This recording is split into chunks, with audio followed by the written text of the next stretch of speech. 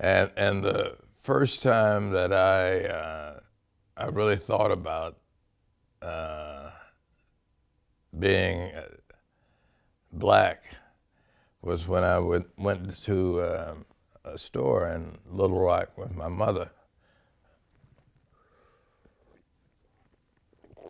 And it was Blast, which was a pretty big department store.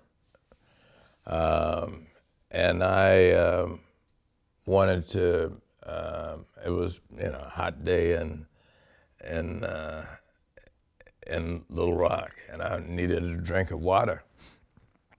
And saw this water fountain, and I stopped to drink out of it. Well, it turns out it was the whites only water fountain, as opposed to Jim Crow and segregated water fountains. And I thought my imagery as a 6-year-old was that this hand came out of the sky. It seemed very big, and I probably is the size of Big Bird, and admonished me for drinking out of that water fountain, and couldn't do that and couldn't do this, and I didn't understand. But I knew enough to know that this was something I wasn't supposed to do. And my mother just said, come on, let's go. So that, that's at 6 years old was my first encounter with segregated life. Now, as you go older, you're obvious to some things that you're going to a school in which there are no white kids.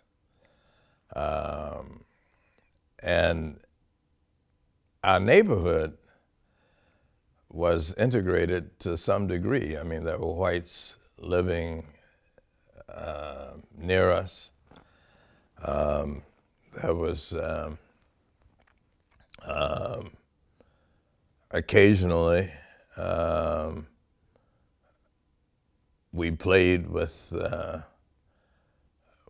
white kids,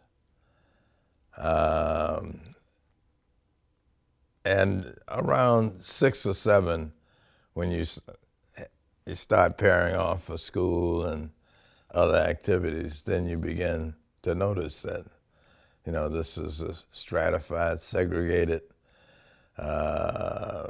existence. Because my mother didn't drive, occasionally we took the bus, and Little Rock still had segregated bus arrangement. That if blacks boarded the bus in the back, whites in the front, and if it was a day in which you had some white person who would get on the bus, and if there were no seats for them, the rule was that if you were black, you had to get up and give your seat to somebody white. Didn't matter age, how tired you were. That was the rule that you had to abide by, and if you didn't abide by it,